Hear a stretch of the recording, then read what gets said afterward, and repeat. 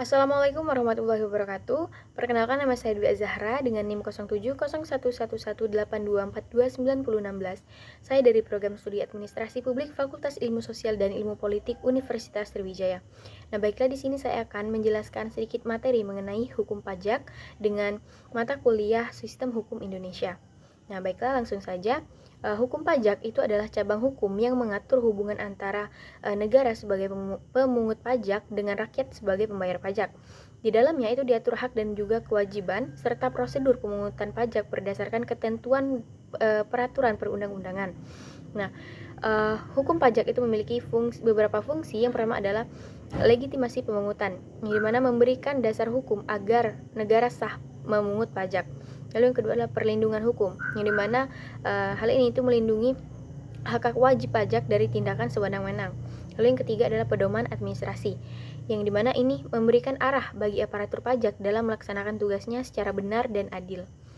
Lalu yang selanjutnya adalah sumber hukum pajak.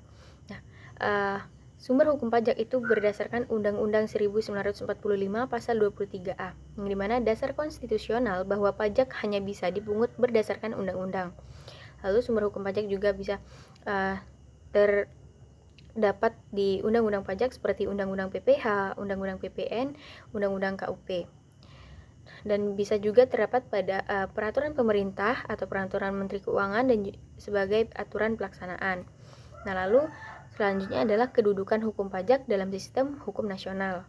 Nah, hukum pajak sendiri itu adalah bagian dari hukum publik karena mengatur hubungan antara warga negara. Nah, hukum pajak juga adalah bagian dari hukum administrasi negara karena berkaitan dengan wewenang aparatur pemerintah dalam pemungutan pajak.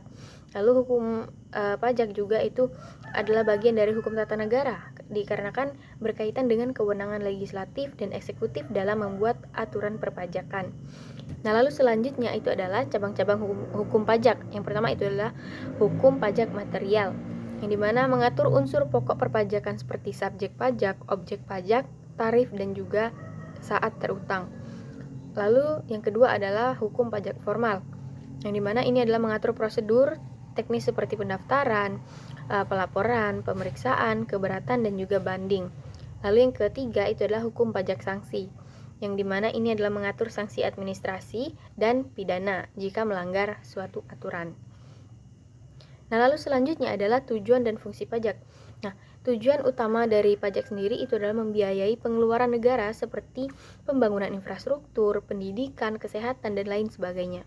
Nah, lalu terdapat juga beberapa fungsi pajak. Yang pertama adalah budgeter, yang dimana sumber utama penerimaan negara. Lalu yang kedua adalah reguler atau alat pengatur perilaku ekonomi, contohnya seperti pajak tinggi untuk rokok. Lalu yang ketiga adalah distribusi, yang dimana ini adalah alat pemerataan pendapatan lewat pajak progresif. Dan fungsi yang keempat adalah stabilisasi, yang dimana ini adalah menjaga kestabilan ekonomi, misalnya dengan kebijakan pajak saat inflasi. Nah, dari materi yang sudah saya jelaskan tadi itu dapat disimpulkan bahwasanya hukum pajak adalah bagian dari hukum publik yang mengatur hubungan antara negara dan wajib pajak dalam konteks pemungutan pajak.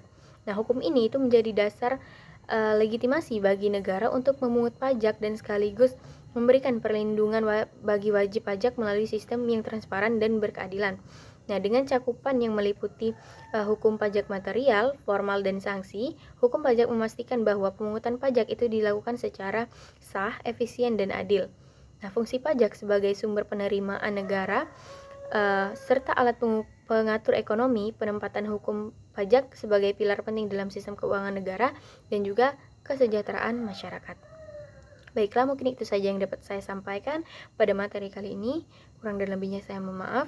Terima kasih. Wassalamualaikum warahmatullahi wabarakatuh.